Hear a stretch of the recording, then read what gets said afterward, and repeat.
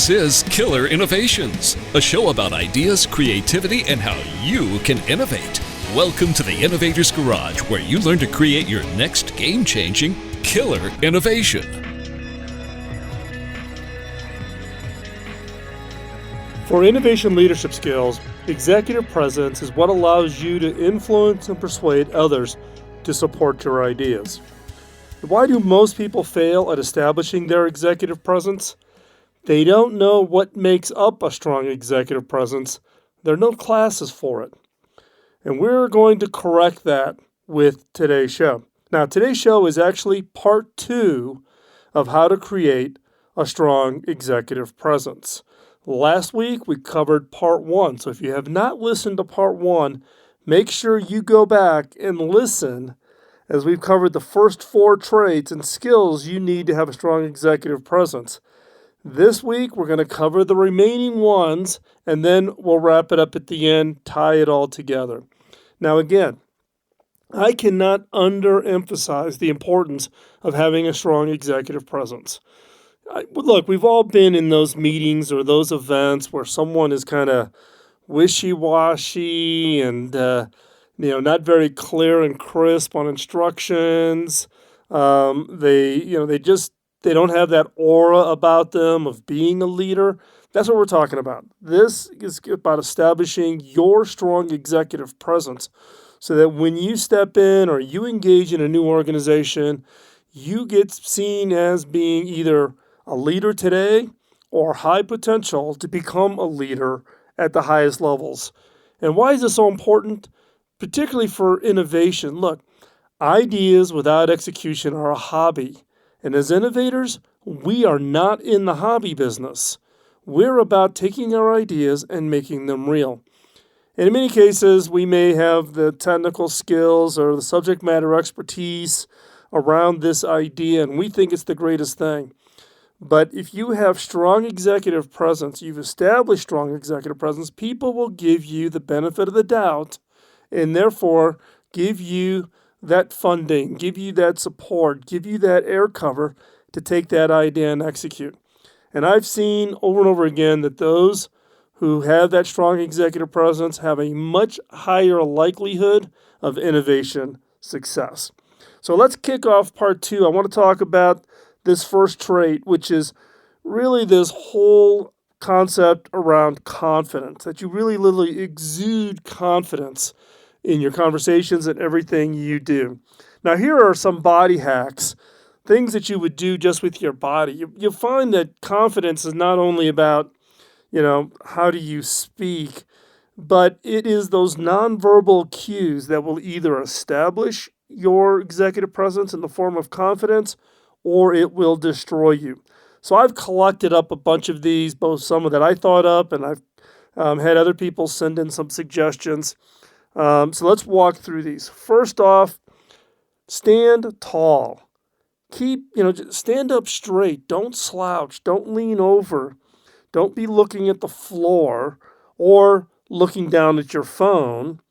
Keep your head up. Keep your eyes looking forward. And this is one of those things that you don't think about. We kind of have a natural body posture. Maybe we stand on one leg, kind of lean to one side. Both feet stand up tall, eyes forward, not looking down, not looking at a phone. That is one of those kind of immediate nonverbal cues that set off signals. And what people have found is that if you lack confidence, you're tending to slouch. You're actually sending the signal of, don't come talk to me. I don't know what I'm talking about. I'm not comfortable with the subject matter. I'm not comfortable in this setting. That's what gets conveyed when you're not standing tall and you're slouching. So keep your head up, keep your eyes looking forward. So that's one body hack for exuding confidence. The other is, we've said this before, said it in part 1 many times, smile. Smile. Smile makes you look friendly. It makes you look inviting and open and wanting to engage and gives you that upbeat appearance. Now, you may be struggling in stress and you're trying to maintain your composure, again, as we talked in part 1. In this case, Smiling conveys that confident, hey, nothing's ruffling my feathers, everything is good. The third one, and this is one that, we probably have all heard from our mothers many times, which is don't cross your arms. A lot of people cross their arms across their chest, maybe cross their hands behind their back. Crossing your arms makes you just look like you're trying to fend it off. You're trying to protect your body. It comes across as, defensive almost. And it's really sends that signal of I'm not open. I'm not willing to engage in a conversation. I'm afraid you're going to ask me something that I don't know. It's playing that defensive mode, and that is one that you just don't want. So keep your hands not crossed in front of you. That conveys and has a much more open body stance. Now, here's one that I actually hadn't heard before. Somebody sent this to me. Just as you say, don't cross your arms, the other is do not cross your legs. And this is basically crossing your legs, let's say, away from somebody. So if somebody's in front of you and you kind of turn your body to the right and then cross your legs, it basically sends a signal of dislike, or I'm feeling uncomfortable. We don't think about it consciously, but that is the signal that we send when we do it. If you're highly confident, you have good confidence in yourself, you turn towards that person you're talking to and face them directly on. Now, the next body hack is one that I'm sure we've all heard, but sometimes we forget, or sometimes it comes natural. Strong handshake, a good, firm handshake. When I was a Eagle Scout advisor in the Boy Scouts, I am an Eagle Scout, so I volunteered for many years to be the Eagle Scout advisor, which is helping these boys, young men, complete the requirements to become an Eagle Scout. One of the things we taught, just from the standpoint of just confidence of being a leader, a youth leader in the scouting movement, is that strong handshake. Now, sometimes these kids would go overboard and they're going to crank down on your hand. Crushing the other person's hand will show that you can't control your emotions. Remember, trait number 1 that we covered last week is around keeping your composure. Don't let your nerves take control. Now, I'm going to take a quick side step here and show you kind of a funny story. I've met Bill Gates, founder of Microsoft, many times. A lot of it when I had the CTO role at Hewlett-Packard. And the first time I met Bill, he did not have any kind of a strong handshake. It was kind of one of those dead fish handshakes. Now, if I had, knowing who Bill was, I had, a certain level of understanding. But when I shook his hand, my perspective of him completely changed. Now, many years later, Bill and I were in a meeting. We were walking out together. He stuck his hand out, nice firm handshake. Steve Ballmer, who took over as CEO after Bill, he had one of those crushing handshakes. I mean, he was cranking down on your fingers. So 2 different people, but it's amazing how just that handshake changed my perspective.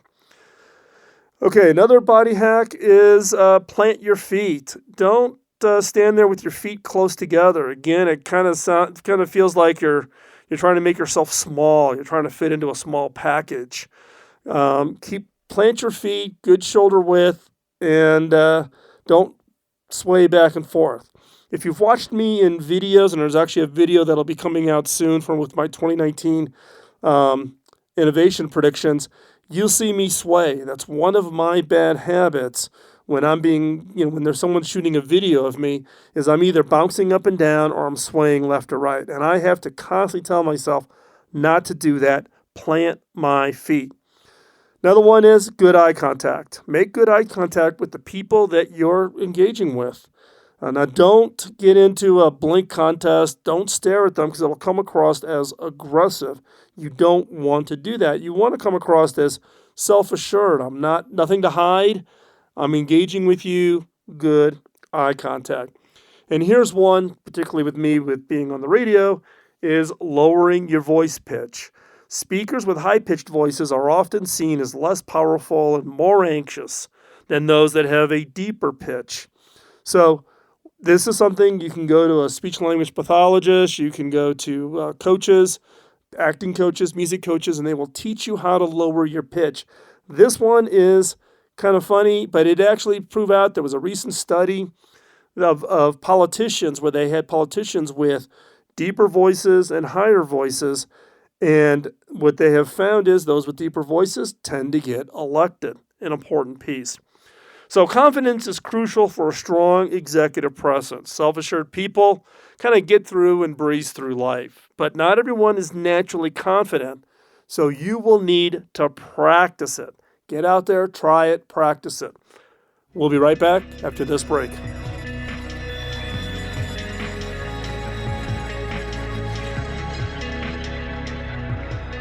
Welcome back. We are talking today about how you can create a strong executive presence. What I want to talk about in this segment is about how to build credibility. When it comes to executive presence, you can have the best posture, the best handshake, the best composure, but you have to have credibility. You can be missing out on other things, what I'm going to talk about over part 1 last week's show and part 2 this week's show.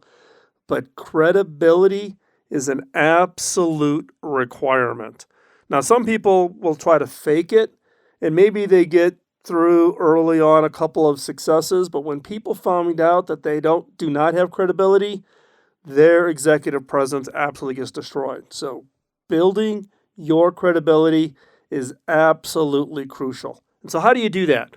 First off is you need to establish trust. You got to build that trust. Right? You must build that trust, earn the trust, and get people's trusts. If people like you, they will trust you. If they trust you, they will do business with you. Your trust account is more important than your bank account. If you have high trust, even if you've had business failures and done bankruptcy, but if you did it in the right way, you've made those hard calls, you've established that trust, you can earn back any money that you've lost in your account. If you have no credibility, you are done. So establish trust, very important. Next is exhibit competency. Become an expert in your field. Someone with that ability to not only, have the expertise, but analyze a situation, develop a bunch of options, and present those options in such a way that people can make a good choice. Be confident in your capabilities. Don't be shy. Don't be reserved. If you've got expertise, let people know what your expertise is. Don't be bragging. Humility is an important piece, but you have to exhibit competency. And next up is consistency. This is one that I have found that a lot of people struggle with. Everything you do, say, think needs to be consistent. It all needs to kind of hang together. Right? The messages you're sending out, the actions you take should all be in total alignment with who you are and what you do.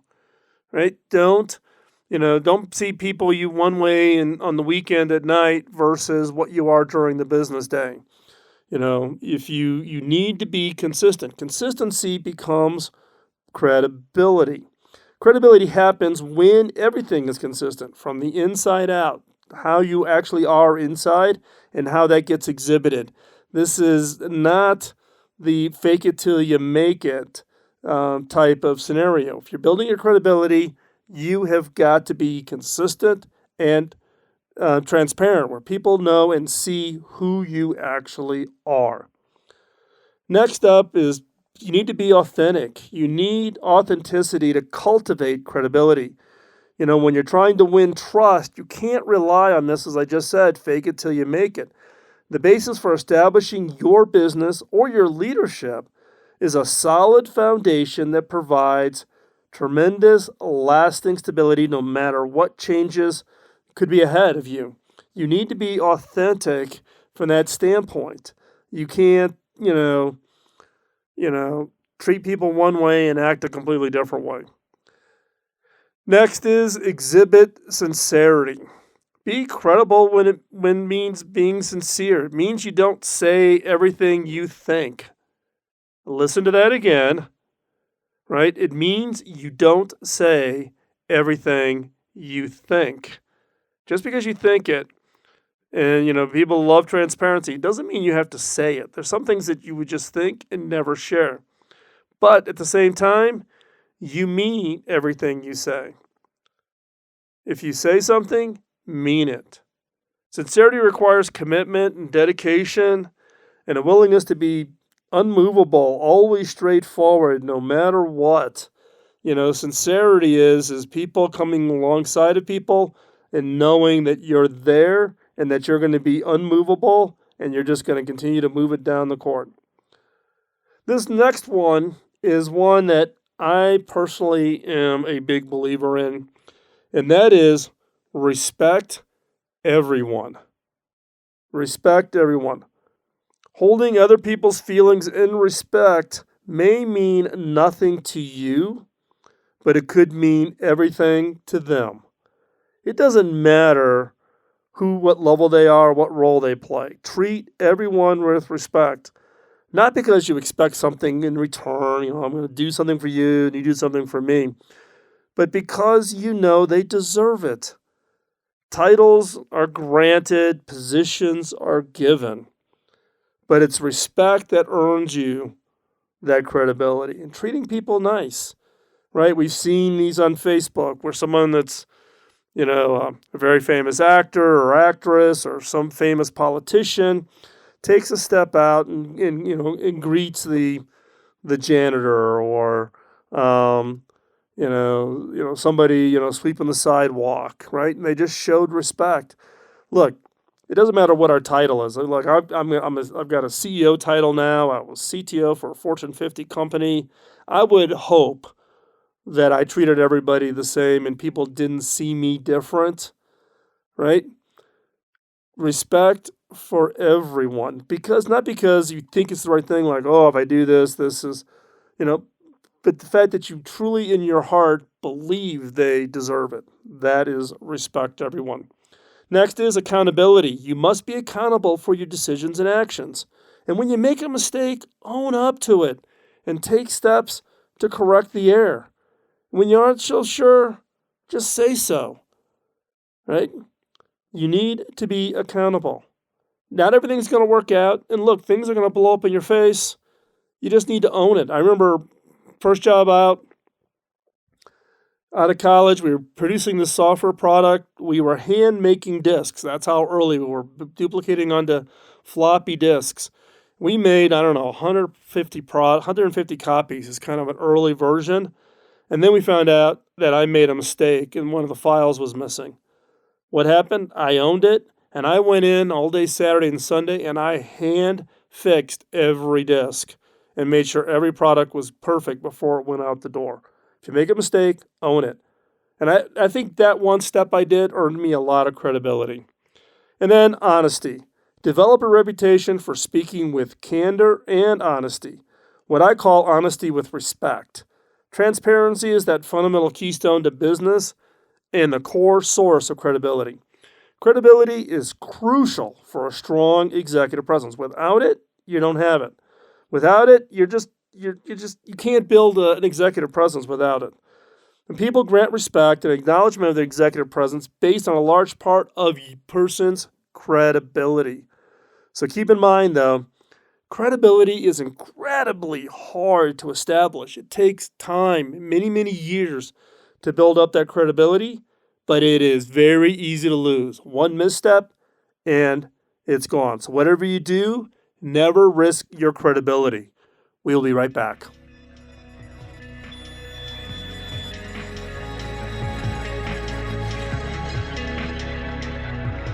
Welcome back to the show. We're talking today about how you can create a strong executive presence. And we've talked a lot about, we've got credibility and composure and all those elements. But one area, and I've seen people who struggle with their career because they don't have this next trait. And I've seen people who've been very deficient in a lot of the things I'm talking about in establishing executive presence, but they just take off. So what is this one trait that really has a huge swing on your executive presence? And that is Clear and concise communication. One of the biggest downfalls I see of young, high-achieving staff is weak communication skills. Now, I'm not talking about the ability to speak or even write well. What I'm talking about is how to convey information to a senior executive. Talking to a senior executive is different. It's different than how you talk to your buddies, at the football game on Saturday, or how you interact with family members around the holiday table. What I'm talking about is how do you convey that information? What I found is most are just way too wordy.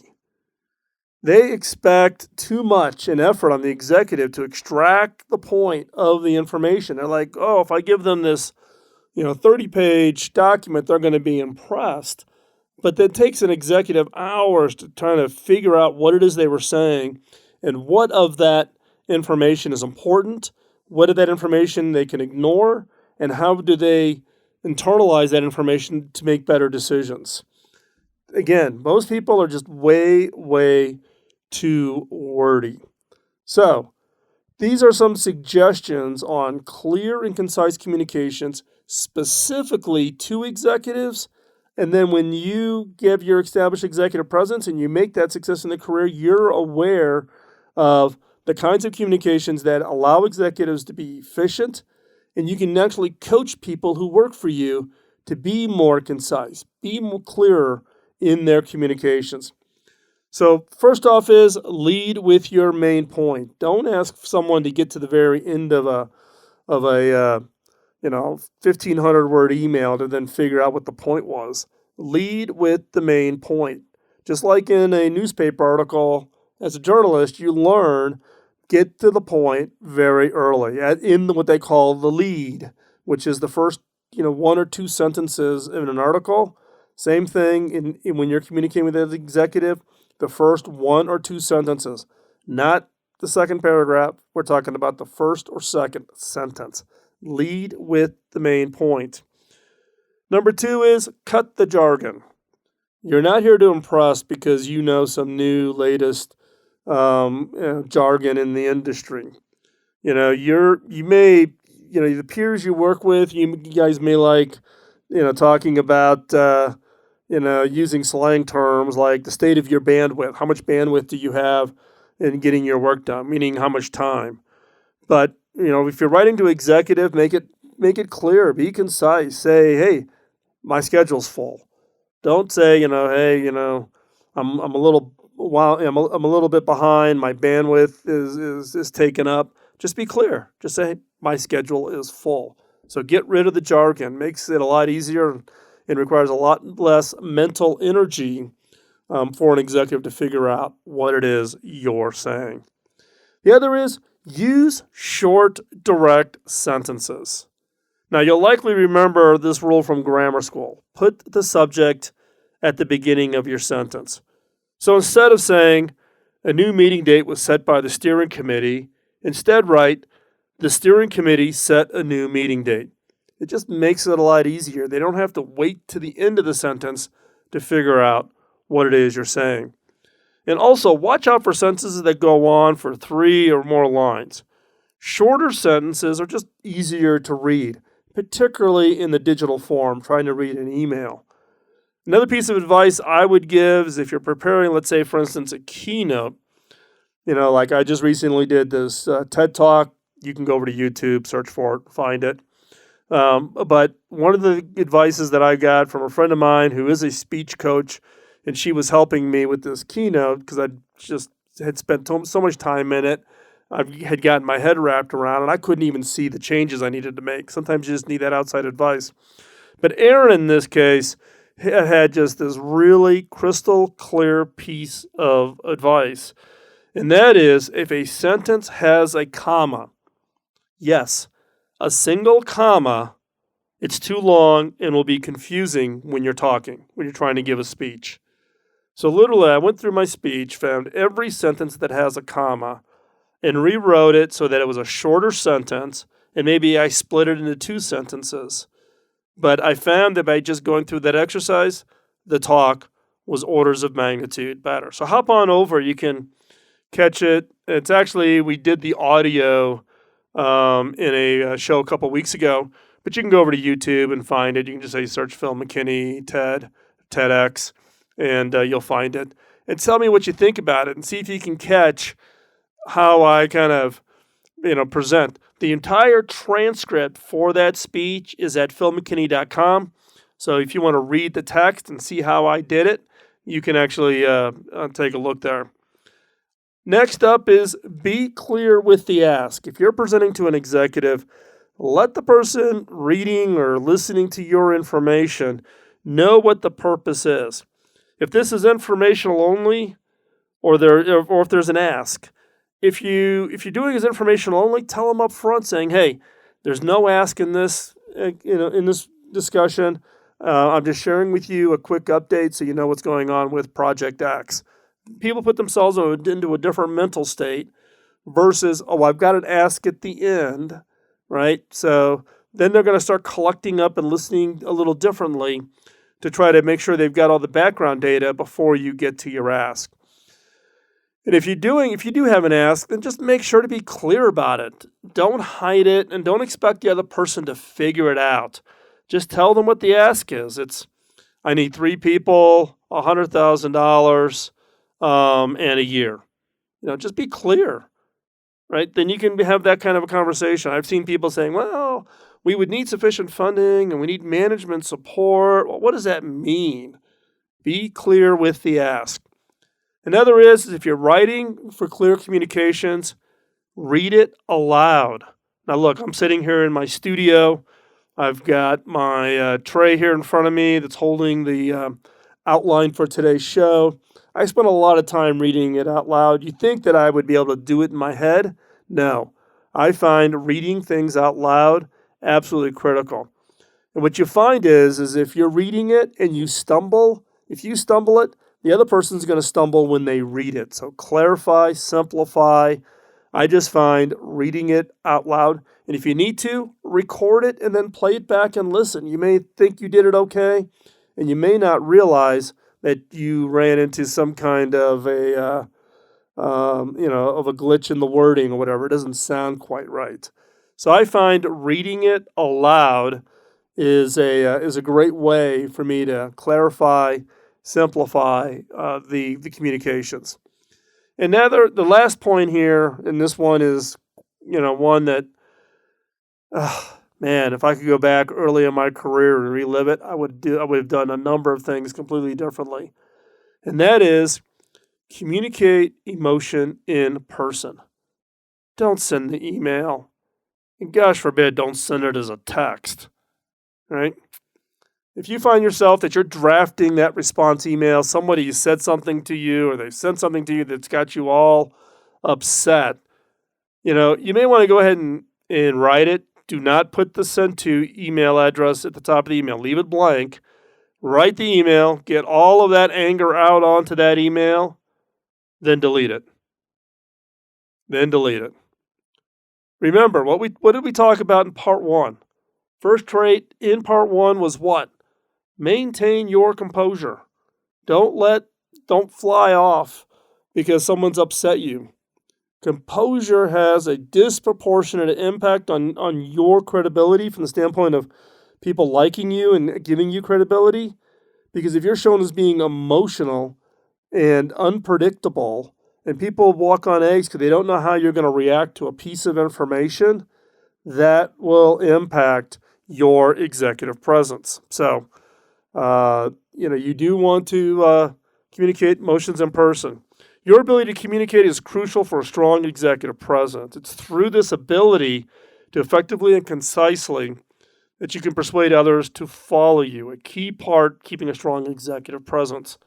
And every time you communicate, whether it's email, phone, blog, whatever, keep this in mind.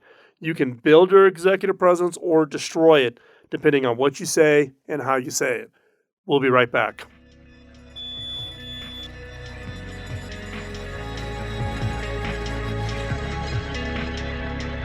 Welcome back. We are talking today about how you can create a strong executive presence, an absolute critical skill for promotion, no matter what level you are within an organization, and If you're in the innovation game, a critical skill to get your ideas moving forward and convincing people to trust you to get that innovation done and to have the success that you think you can have with it.